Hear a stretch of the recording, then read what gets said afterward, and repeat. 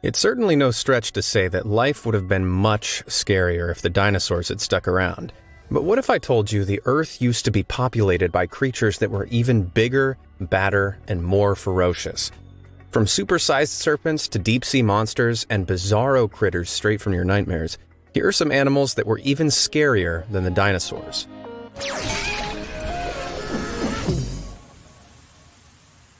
Dunkleosteus. Some of the most terrifying creatures ever to have lived were water dwellers, and Dunkleosteus is certainly no exception. This brutish fish lived during the late Devonian period, which was around 370 to 360 million years ago, and is often referred to as the Age of Fish.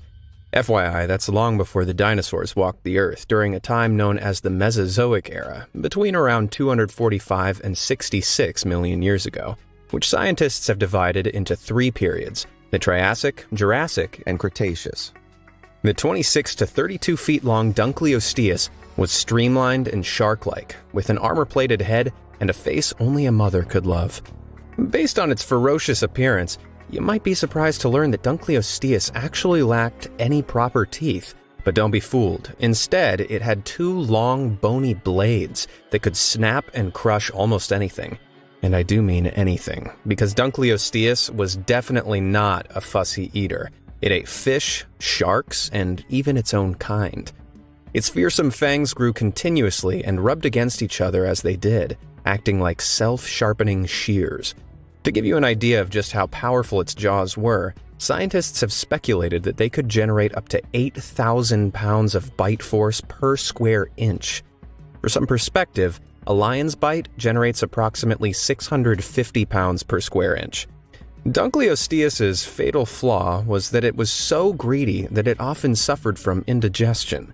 Fossils of this prehistoric beast have often been found alongside regurgitated and semi-digested remains of fish. You may be glad to know Dunkleosteus isn't around anymore, but if you want to make sure Be Amazed never goes extinct too, you know what to do. Just shimmy on over to those like and subscribe buttons and show them some love. And don't forget to tickle that little bell icon too. That way you'll be the first to know when I upload more amazing content. Now buckle up for some more goosebump-inducing beasts. Helicoprion. If you thought getting into the water with Dunkleosteus was a terrifying prospect, then just wait till you hear about the Helicoprion. This ghastly 270 million-year-old, 20 to 25-foot-long fish is the star of one of the most vexing fossil mysteries to ever confound paleontologists. It all began with the discovery of strange petrified whorls of elongated teeth that looked kind of like fossilized fruity roll-ups. Russian geologist Alexander Petrovich Karpinsky coined the name Helicoprion in 1899 after determining that the strange fossils were actually part of a shark-like fish. His best guess was that the unusual feeding apparatus was attached to the nose of this long-dead creature like a permanently rolled-up party horn.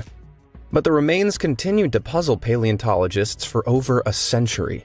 Years spent speculating about the true arrangement of the toothy whorl produced a slew of bizarre visions of sharks with whorls of teeth hanging off of their snouts, dangling from their lower jaws, dorsal fins, caudal fins, and even embedded deep in their throats. It wasn't until 2013 that a study led by Leif Tepanilla from Idaho State University correctly proposed that the coiled tooth row totally filled the lower jaw in a buzzsaw-like formation. As the fish aged, new teeth continually formed at the back of the lower jaw, while there were practically no upper teeth to speak of. So how did the Helicoprion catch and consume its prey? Terrifyingly, paleontologists suggest that as the jaw closed, the toothy whorl rotated the teeth backwards in a saw-like motion. As if all that wasn't scary enough already, the largest Helicoprion specimen ever found had a 2-foot-wide jaw. Oof, thank God this terrifying buzzsaw killer went extinct some 225 million years ago, because it's a whole pile of terror birds. The simple fact that scientists nicknamed the first racidae terror birds should tell you everything you need to know about these frightening creatures. But I'm gonna go ahead and give you the full rundown anyway. After a meteor wiped out the fearsome dinos like the T-Rex and the Velociraptor, The terror bird rose up to become the top land predator in South America, a title they defended for the next 60 million years. These prehistoric feathered beasts grew up to 10 feet tall and had T-Rex-like feet and a hooked beak that could sever the spinal cord of a horse with one fatal blow. Their reign of, well, terror began before what we now know as Central America existed, when South America was still an island. While the likes of the saber-toothed cats and wolves took over the job of top predators elsewhere, most of the mammals in South America were happy herbivores. This provided the terror birds with a smorgasbord of plant-munching animals to feast on without any competition. These swift-moving creatures were equipped with a pickaxe-like beak which they used to strike downwards and fatally crack the skulls of smaller animals. Ooh, ouch. But that's not all. Their bony heads could act as a giant meat tenderizer, and they would likely have used their enormous clawed feet to kick the living daylights out of their prey. During their 60 million year reign, 17 different species in the terror bird family came and went, until they finally disappeared altogether about 2.5 million years ago. Makes you appreciate street pigeons a little more, doesn't it? Platybelodon. Now, how do you take a regular elephant and make it utterly terrifying? You replace its trunk with an enormous, fleshy spork. That's how. This fantastical creature may look like it was dreamed up by an imaginative 7-year-old, but travel back in time between 8 million and 20 million years ago, and you'll see for yourself that the Platybelodon was once as real as they come. This ancestor of the modern elephant had a strange, jutting jaw that actually consisted of a pair of widened tusks, which, by the way, are just modified incisors. But what was the purpose of this bizarre tool? After all, animals don't waste energy developing worthless characteristics. When the Platybelodon was first described in the 1920s, it was thought that their lower incisors were used to shovel, scoop, dig, and dredge soft vegetation in aquatic or swampy environments. But in 1992, paleontologist David Lambert proposed that they were also used as scythe-like weapons that could slice through thick vegetation. Instead of roaming shorelines, Platybelodon wandered around Miocene Asia, Africa, and North America, feeding on terrestrial plants, grasping branches with its trunk, and cutting them away with those specialized built-in scythes. Because these fleshy, spork-shaped appendages don't fossilize as easily as bone, we're actually pretty lucky to know much about these bizarre creatures at all. Thankfully, they did us a big favor by dying, sometimes in mass, next to or in rivers, which are prime spots for easy fossilization. Although they may not have posed a major threat to humans if they were still around today, it's safe to say that these animals still have one of the freakiest mugs in history. Andrewsarchus. It's hard to imagine anything with the name Andrew somehow being more terrifying than a dinosaur, but this ferocious creature says otherwise. Although no complete Andrewsarchus skeleton has ever been found, part of a skull from one of these bad boys discovered in Mongolia in 1923 measured nearly 3 feet long. Expedition leader Roy Chapman Andrews decided that the animal must have been a carnivore because of its massive teeth, and named it Andrewsarchus mongoliensis, after himself, of course. To this day, this is the only specimen ever found belonging to this terrifying species, which roamed Asia some 45 to 36 million years ago during the Eocene era. Paleontologists built up an impression of the rest of the animal's body using knowledge from its skull and its relation to another bear-like prehistoric creature called Mesonyx. The result is a 16-foot-long, 6-foot-high vision of pure nightmare fuel. This heavily built, wolf-like animal walked on 4 short legs and had a long body and tail with hoofed feet. It had a terrifying snout with large, bone-crushing teeth that could have weighed anywhere between 1,764 pounds to over 2,200 pounds. So, in case you needed any more reason to quiver in fear, this monumental size makes Andrewsarchus the largest known meat-eating land mammal that ever lived.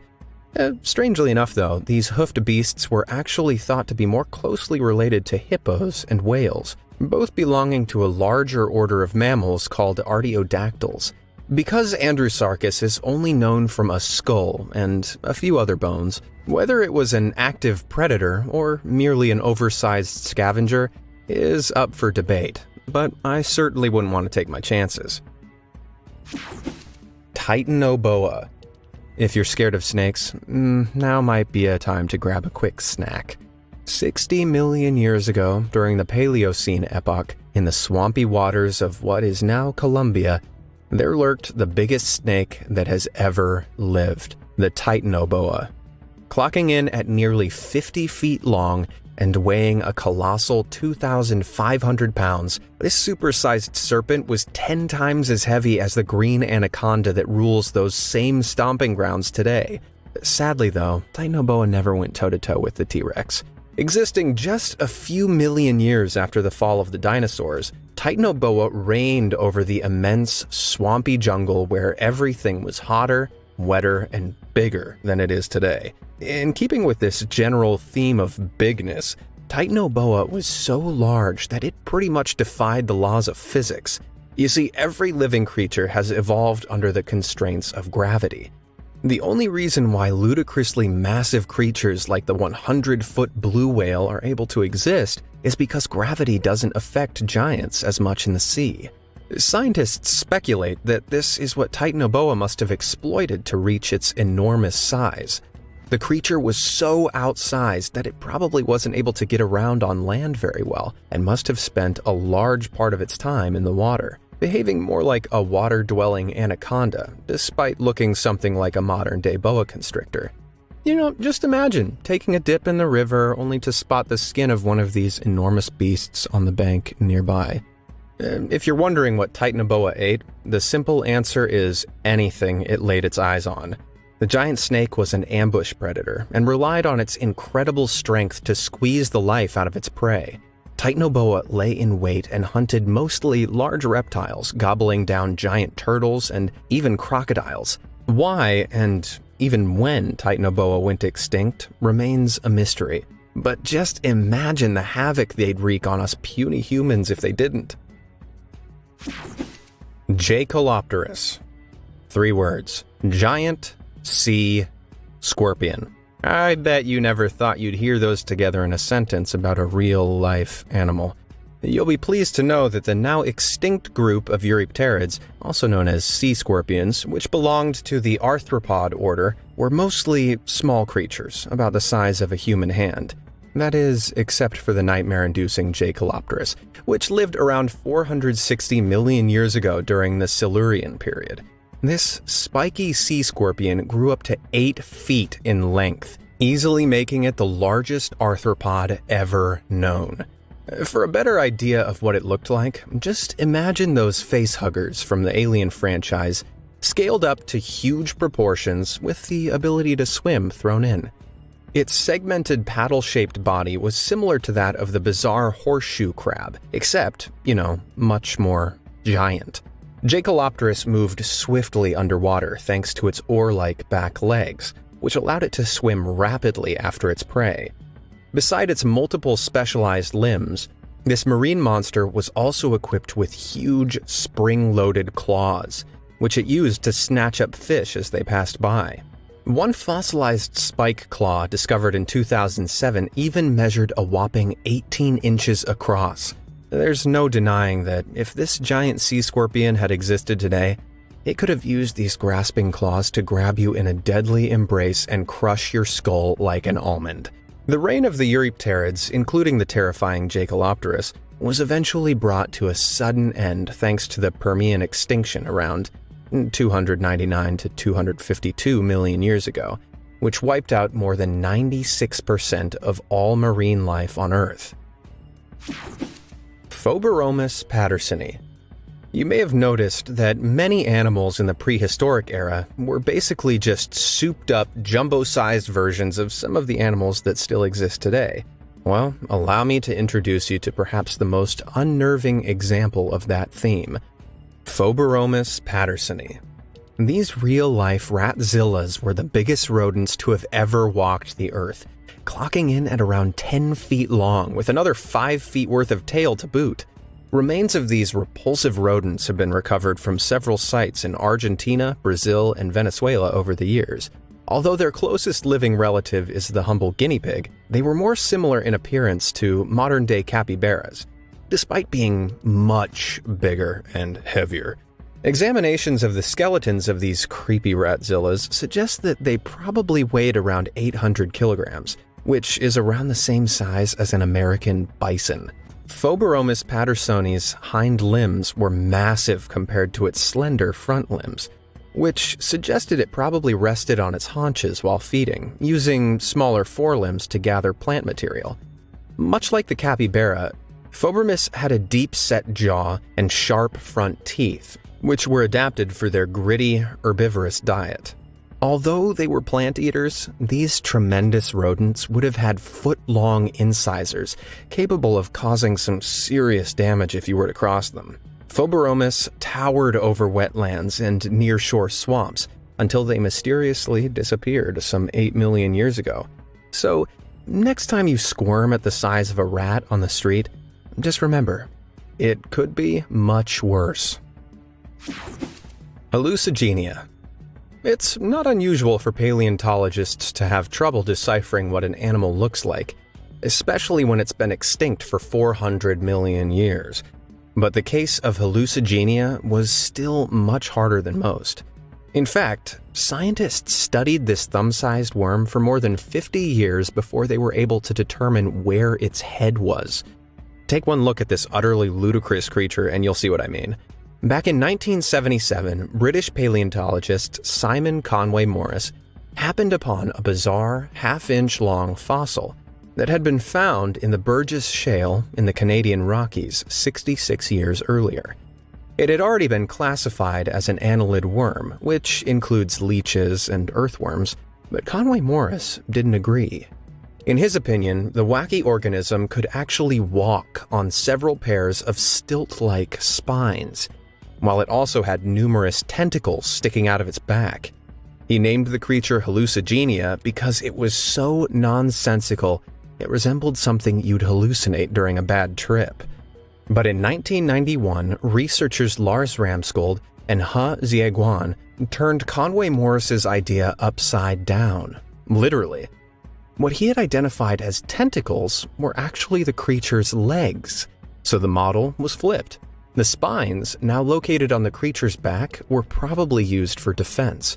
It wasn't until 2015 that further analysis conducted by Martin Smith from the University of Cambridge, using an electron microscope and samples from the Burgess Shale, revealed which end was the worm's head, complete with not only a pair of eyes, but a big smile of grinning teeth. Although scientists don't know exactly what Hallucigenia ate, the ring of teeth around its mouth were probably used to suck water and food into the gut. It may have been tiny, but there's no denying this floppy hallucination is seriously unnerving. Anthroplera. Most people feel uneasy around regular-sized creepy crawlies, but millions of years ago, these fearful creatures could grow to insane proportions. Case in point, Anthroplera, an 8.5-foot-long millipede that roamed the Earth during the late Carboniferous period, around 359 to 299 million years ago. Although it's likely that Anthroplera was herbivorous and fed on dead plant matter like modern-day millipedes, there's no denying that it was still pretty darn terrifying. Fossil trackways that have been discovered suggest that these massive millipedes could move at speed, undulating hundreds of huge legs with unnerving rhythm and swerving to avoid trees and other obstacles. Anthroplera were the largest land invertebrates of all time, which means it's highly unlikely they had any natural predators. Their segmented bodies were so flexible, they could probably rear up to a defensive posture and look you straight in the eyes if they wanted to. These monumental insects went extinct soon after the end of the Carboniferous period, when the moist climate began drying out, dramatically reducing the rainforests that were their natural habitats. But why don't we have such massive bugs nowadays? Well, the leading theory is that prehistoric insects got so big because they benefited from the surplus oxygen in the Earth's atmosphere. During the period when Anthropleura lived, the rise of vast lowland swamp forests led to atmospheric oxygen levels of around 30%. That's almost 50% higher than current levels. So next time someone says climate change isn't real, just introduce them to this super freaky, supersized millipede. Mosasaurus. If you're a fan of the Jurassic World movies, you may already be familiar with the Mosasaurus thanks to this awesome scene.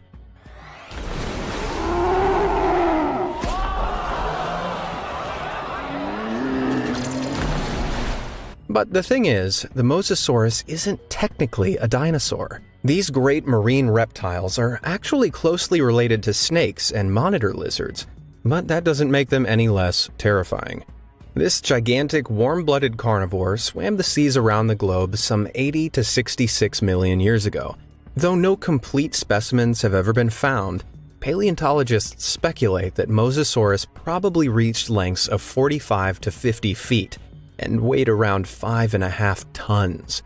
That's bigger than the average city bus and heavier than 2 adult rhinoceros. Look a little closer and you'll see that the captive Mosasaurus from the Jurassic World movies has 2 extra rows of terrifying teeth inside its enormous mouth. You might think that this is just a classic example of movie makers bending the truth for dramatic effect, but no. Just like modern-day snakes, Mosasaurus had pterygoid or fanged teeth inside their massive maw, which were anchored to bones in the roof of their mouth. These teeth, which were embedded in the fleshy tissue of their gums, made it easier to grip and swallow their prey underwater. Because of their relation to snakes and monitor lizards like the Komodo dragon, it's even possible that they had huge forked tongues, but we may never know for sure because soft tissues rarely fossilize. It should come as no surprise that Mosasaurus were wildly successful predators. Stomach contents have revealed that these aquatic brutes ate ammonites, bony fish, sea turtles, other prehistoric reptiles like Plesiosaurus, and even seabirds. Their fossils have been found on every continent on Earth, even Antarctica. They even became the dominant marine predators during the Cretaceous period, until the KPG extinction event that ended the dinos wiped them out too. Whew. Triassic Kraken. For centuries, fishermen have told tales of a terrifying sea monster capable of capsizing a ship and gobbling up its crew, the Kraken. These humongous beasts have made their way into their fair share of Hollywood movies. But did they ever really exist? In 1857, Danish naturalist Japetus Steenstrup examined a large, washed-up squid beak, measuring about 3 inches across. He concluded that the Kraken was real, and that it was a species of giant squid he named Architeuthis dux, or ruling squid. Since then, about 21 species of giant squid have been described, each from different body parts washed up on the shore. These elusive creatures roam the depths of the ocean, but it's hard to know exactly how big they get, because whole specimens are hardly ever found. Some estimates suggest that the colossal squid, the largest living species known only from beaks found in sperm whale stomachs, might weigh up to 1,500 pounds and reach 33 feet in length. It may not be a squid of kraken-sized proportions, but did such a beast once lurk in prehistoric waters? Well, Professor Mark McMiniman of Mount Holyoke College in South Hadley, Massachusetts, thinks so. According to McMiniman, there could have been whopping 100-foot squids in the early Triassic period that preyed on ichthyosaurs, which were school bus-sized marine reptiles that looked a bit like modern-day dolphins. McMiniman first presented the idea in 2011 at the annual meeting of the Geological Society of America in Minneapolis. He based his hypothesis on the bizarre discovery of 9 fossilized vertebrae from Ichthyosaurus in Nevada, arranged in linear patterns that he argues resembles that pattern of the sucker discs on cephalic tentacles. McMiniman referred to the fact that modern-day cephalopods are intelligent creatures, and that octopuses have been known to collect bones, shells, and rocks for their dens. But other paleontologists aren't so convinced, with some critics pointing to the lack of evidence that cephalopods actually stockpile their prey. Others have even accused McMenamin of simply reading the bones at the Nevada site like prehistoric tea leaves. But in 2013, McMenamin returned to the Nevada site and discovered another fossil. This time, a fragment that he thinks is the tip of a huge beak belonging to a Triassic kraken. Unfortunately, the unidentified fossil is too fragmentary to prove the size of the cephalopod it may have belonged to. While there's certainly little evidence of a truly monstrous squid alive today, McMenamin's theory suggests that there is reason to believe that squid reached stupendous sizes in the distant past. And when we consider that only 5% of the vast ocean has been explored so far, it's entirely possible that something much bigger and scarier than the giant squid once lurked beyond human reach. If you had to bring one of these prehistoric horrors back from the dead, which one would you choose? Let me know in the comments below, and thanks for watching, guys.